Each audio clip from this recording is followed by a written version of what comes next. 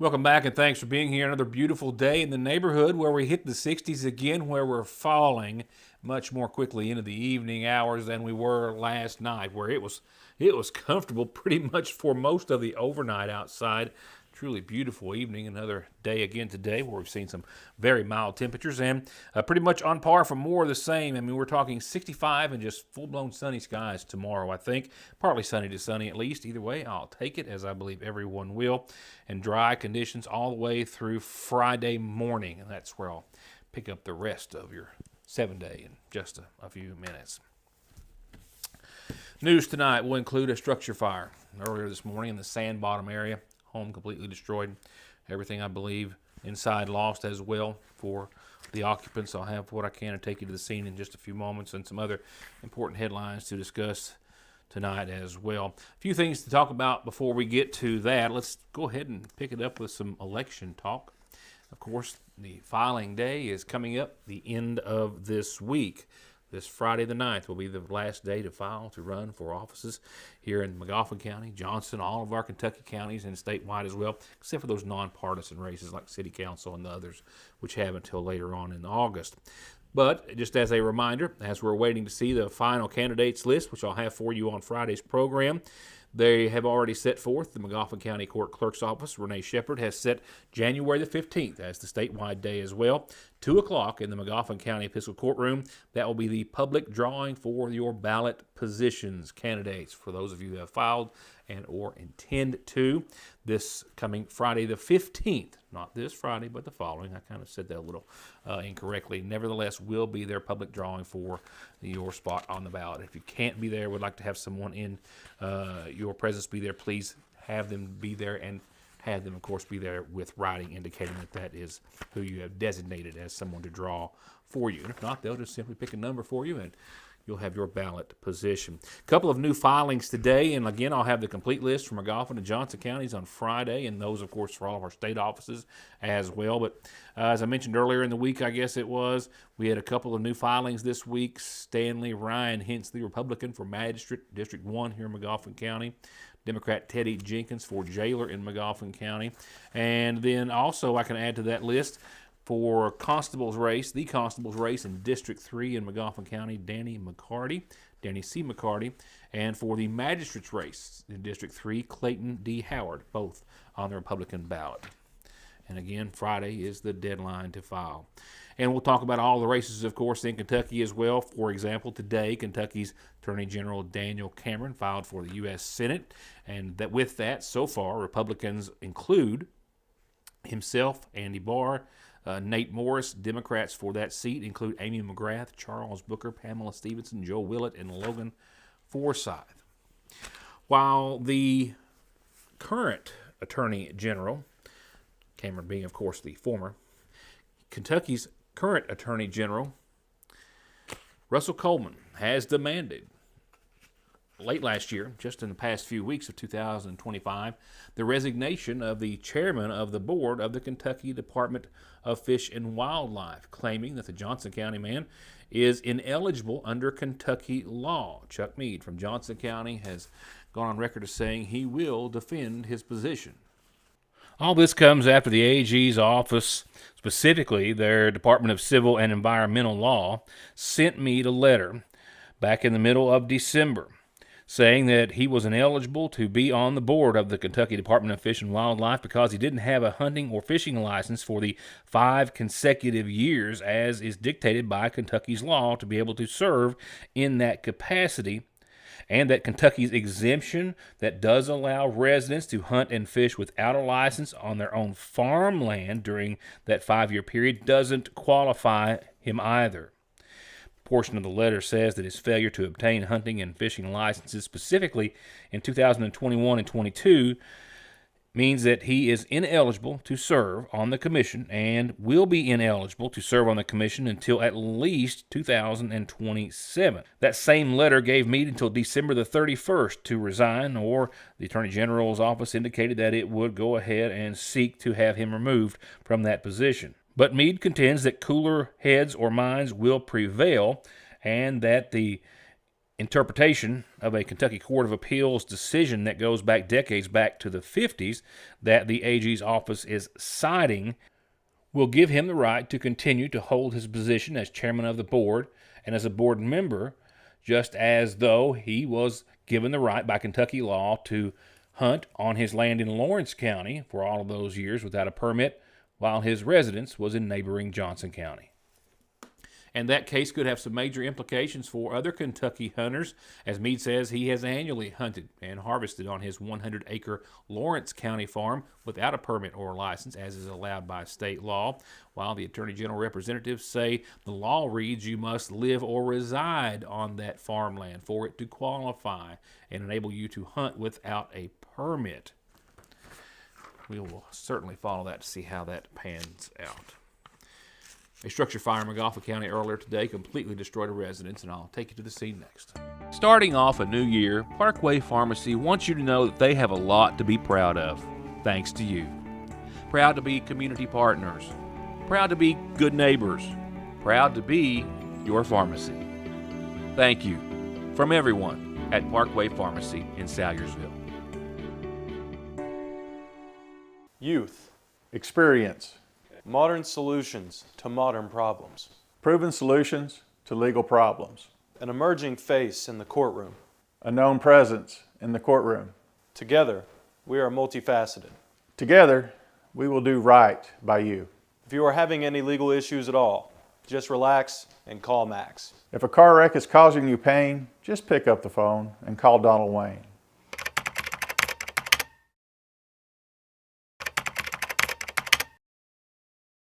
It's a new year with new deals at Conley Tire in Staffordsville, like $100 back on new sets of Goodyears through February the 28th, and other specials on East Kentucky's best in-stock tire inventory. Conley's, your tire, wheel, and auto repair and maintenance HQ since 1982. In Staffordsville or at conleytire.net. At Big Sandy Healthcare, every patient is seen as an individual deserving of respect, compassion, and top quality care. For us, it isn't about who they are or where they come from, but about the dignity and the care that they deserve. Our commitment goes beyond simply treating diseases. We tackle food insecurity, transportation problems, and other barriers many of our patients experience that hold them back from living fuller, healthier lives. At Big Sandy Healthcare, that's what sets our For organization whatever reason, apart. if your working days are over, don't do anything before you meet Grover. Social Security, disability, SSI, work injuries, wear and tear, and hearing loss. 888-9-GROVER. SMB is proud to stand with you with what might be your very first and definitely last checking, savings, retirement, even Christmas Club account, along with consumer, auto, mortgage, business loans that you can easily manage from anywhere in the world with safe, secure mobile and online banking that comes from over 120 years of commitment to your financial life and well-being. Today, tomorrow, and forever. Salyersville National.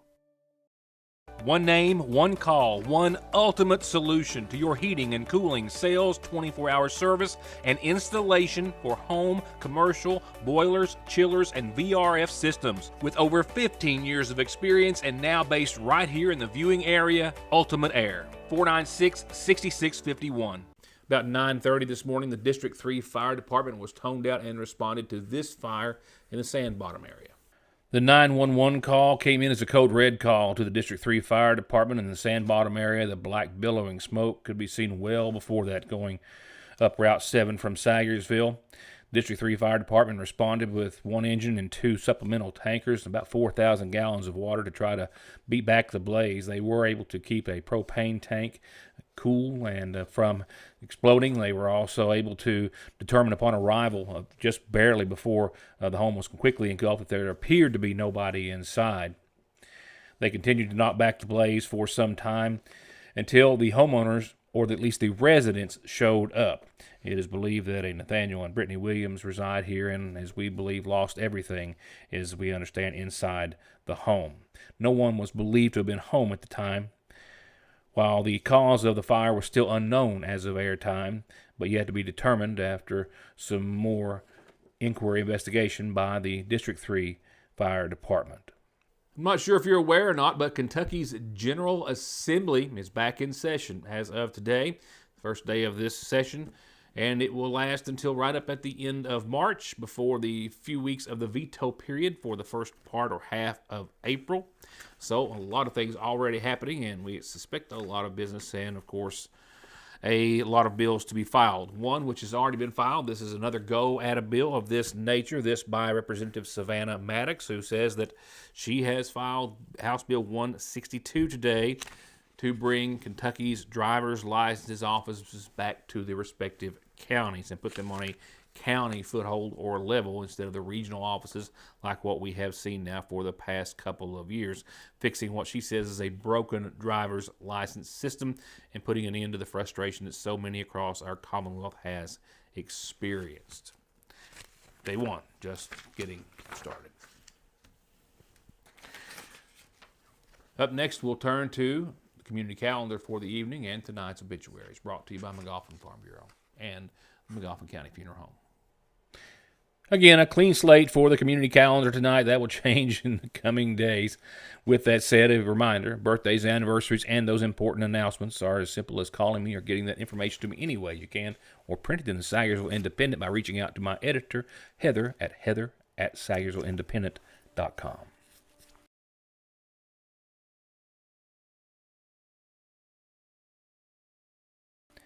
In updated obituaries this evening, services have been set for 81-year-old Sudell Arnett Russell of Sayersville. She passed away Monday of this week at Cabell Huntington. The daughter of the late Henry J. and Sis Salyers Arnett. She's survived by her brother James C., his wife Phyllis, her half-sister Henrietta Arnett, husband Todd Cheek, two special nephews, Keith and Jamie Arnett, and a host of family and friends. In addition to her parents, Sudell is preceded in death by her husband Roland and brothers Jackie and Ashford. Services again start 1 o'clock this Saturday from the McGoffin County Funeral Home. Services will begin Friday morning at 11 for Ruby Ellen Lamaster Puckett, 58, of Sayersville. She passed away on Monday at the Pikeville Medical Center. Survived by her husband Lonnie and son Robert Dean and daughter Angela Renee, two grandchildren and a brother and two nieces. Services again Friday morning at 11 from the Holiness House of Prayer. And services will be Tuesday the 13th, next Tuesday, for Janet Sue Howard Fletcher, 83, of Sayersville, who passed away on yesterday's date at the Mountain Manor Nursing Home in Paintsville. The daughter of the late Silas and Flossie May Howard, she's survived by her son Emerson Davis and daughter Mary Sue Davis. Services again Tuesday of next week, 1 o'clock at the McGoffin County Funeral Home.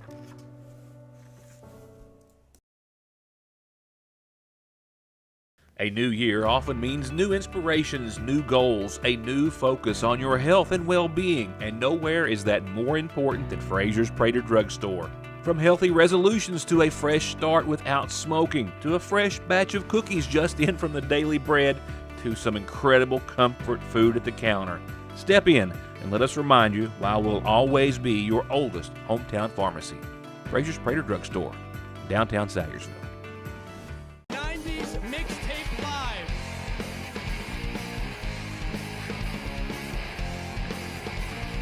Motown Philly's back again. Well, it's love that I need. That thing. Oops, I did it again. Rock your body, yeah. Hard enough, and I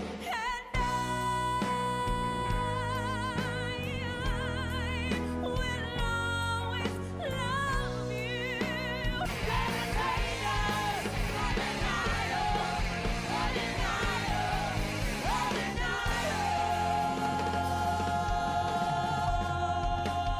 '90s Mixtape Live. Every single day for revolution. There are buttons to button, snacks to prepare, math problems to help with, and boo-boos to kiss. If you have people who need you, you need life insurance. talk to a Kentucky Farm Bureau agent about a policy that protects the ones you love. Kentucky Farm Bureau Insurance. Big on commitment. There are several risk factors that may put a patient at risk for heart disease. Especially people who have diabetes or hypertension or high cholesterol and have a family history of heart disease. Neglecting to see a cardiologist can put you in trouble. You may develop problems that may not be reversible. We see many people who do not have an actual diagnosis of a heart problem, but may be at risk of heart disease, and we do whatever we can to help mitigate that risk to help prevent disease in the future. ARH, more for Appalachia. Johnson Central High School stands alone in providing the most college and career programs of study in one building throughout the entire state of Kentucky. This includes pathways in everything from the medical field to engineering, telemedia, welding, agriculture, and even aviation. And that's just to name a few of the 32 different choices. Work has also been started on a brand new state-of-the-art high school. So now is the time for your child to experience the power of opportunities in Johnson County School. Buffalo for me, bonsai for you. Not a sauce guy. Famous last words. Not a napkin guy either. Try new Famous Sauce with Lee's Saucy Sampler. Only at Lee's. Famous for a reason. Now let's take a look at what's happening outside. I'll tell you what happened outside today. We topped out at 66 degrees in the neighborhood on January, my goodness, the 7th. And we've got more to come. Beautiful day tomorrow. And we are at right now about 47 and falling. This time last evening, we were still around 58 degrees, so definitely falling quicker and lower tonight to around 38 degrees, ultimately. Partly cloudy skies and winds calming out there for the rest of your evening. But still, nice little evening ahead of us as days are getting longer. I think we pick up, 35 minutes or so of total daylight from beginning of January to the end, by the end of the month. And, oh, that's a good sign. Can't wait. Tomorrow, 65, partly sunny, mostly beautiful.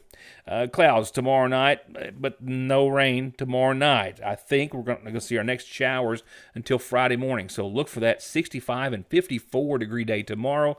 Friday, pretty much the same temperature-wise, but we will see some, I think, showers starting in the morning and pick up during the course of the evening.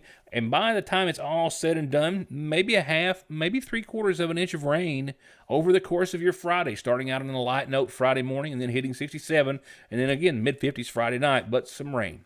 And, it's not going to hurt. We could use a little bit, I think. Certainly some parts. Sad outlook to start because we have those showers, I think, winding down hopefully by Saturday evening or so. We'll see what that window holds. Sunday, it holds colder conditions and some lingering moisture. Yeah, we go from the 60s to the 30s. No shocker there given what we've been going through.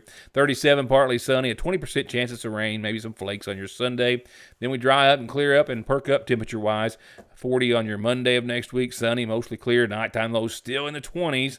And then Tuesday, 48 and 34, mostly sunny, partly cloudy. Wednesday, we're still in the upper 40s, I think, next week. And nighttime lows around the freezing mark again, so to speak. Mostly cloudy and a 30% chance of showers. Enjoy these great days while you can. Winter is definitely not over, but so far, well, there's not been many complaints to be had.